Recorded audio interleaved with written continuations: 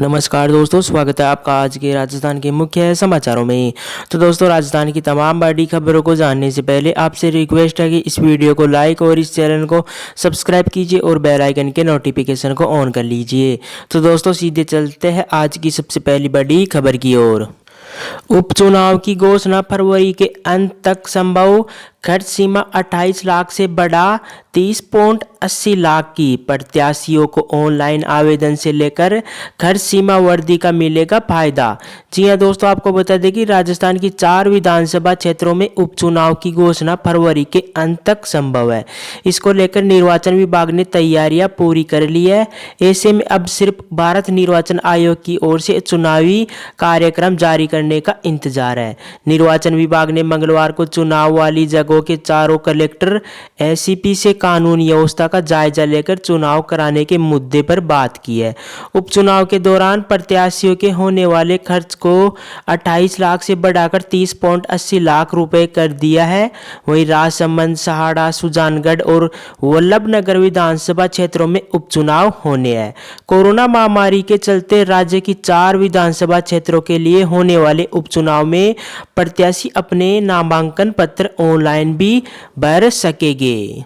के बाद दोस्तों, अगली बड़ी खबर, 4 सरकारी बैंक प्राइवेट हो गए। जी हां दोस्तों, आपको बता दें कि सरकार ने 4 सरकारी बैंकों को निजी बैंक बनाने के लिए चुन लिया है। इनमें से 3 बैंक छोटे हैं, 1 बड़ा बैंक है। 3 छोटे बैंकों में bank of Maharashtra, Indian overseas bank और सेंट्रल बैंक है, जबकि बड़ा बैंक है बैंक ऑफ इंडिया। इनके प्राइवेटाइजेशन की प्रक्रिया शुरू होने में 5 से 6 महीने लगेंगे। आपको बता दें कि सरकार ने बजट में 2 बैंकों में हिस्सा बेचने की बात कही थी, लेकिन मोदी सरकार देश में कुछ बड़े सरकारी बैंकों को ही चलाने के पक्ष में है। देश में बड़े सरकारी बैंकों में भारतीय स्टेट बैंक एसबीआई, वही Punjab national bank, PNB, bank of Baroda और केनरा बैंक है। कुल 23 सरकारी बैंकों में से कई बैंकों को बड़े बैंकों में मिला दिया गया है। इनमें देना bank, corporation bank, Allahabad bank और सिंडिकेट बैंक भी शामिल है।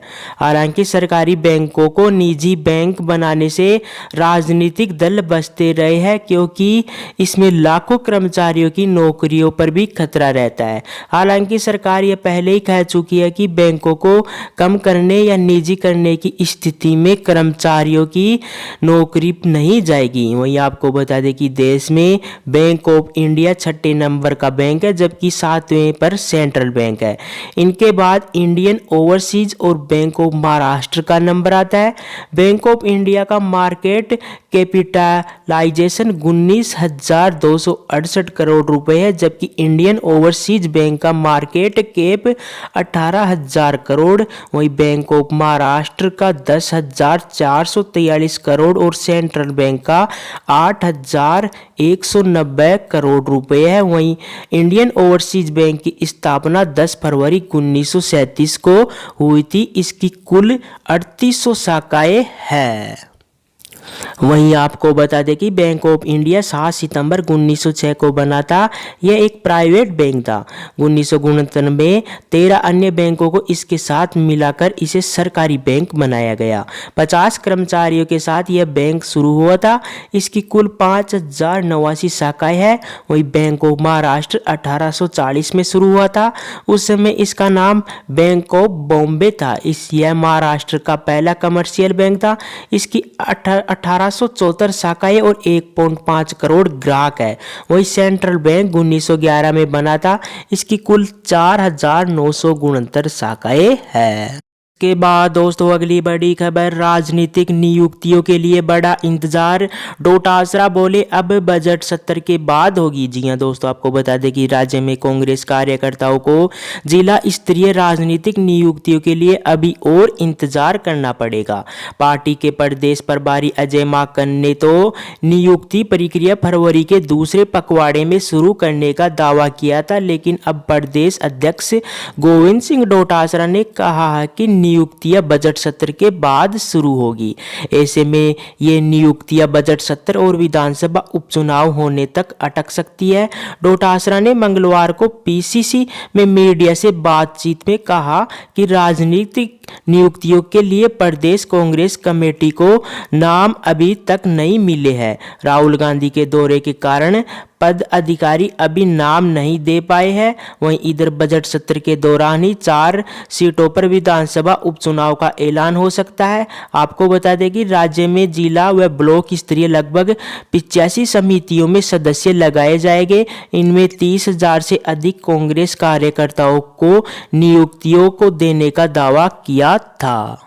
इसके बाद दोस्तों अगली बड़ी खबर, खाटू श्याम जी मेला 17 से। जी हाँ दोस्तों, आपको बता दें कि बाबा श्याम के फाल्गुनी लक्की मेला 2021 की तिथि तय हो गई है। कोरोना महामारी के बीच इस बार खाटू मेला इस दिन का होगा।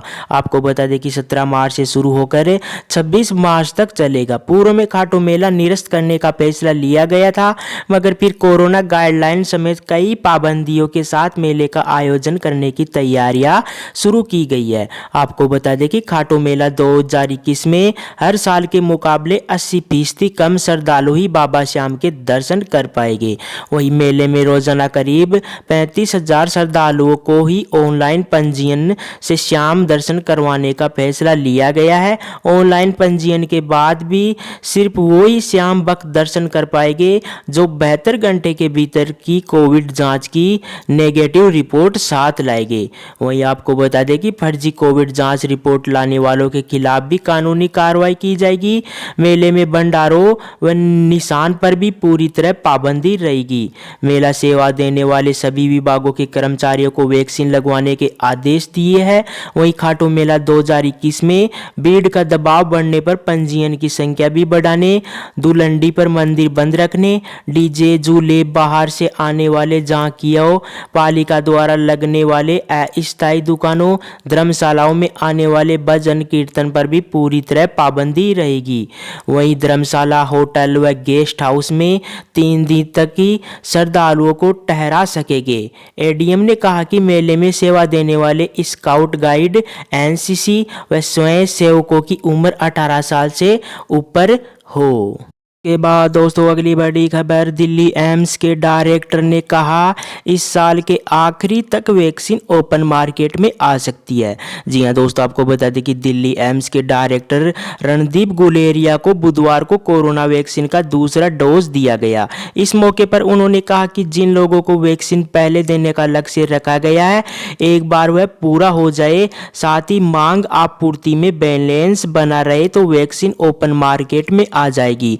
ऐसी संभावना इस साल के आखिरी तक है, हो सकता है कि पहले भी हो जाए। तो दोस्तों यह थी राजस्थान की सुबह से शाम तक की तमाम बड़ी खबरें ब्रेकिंग अपडेट्स के रूप में।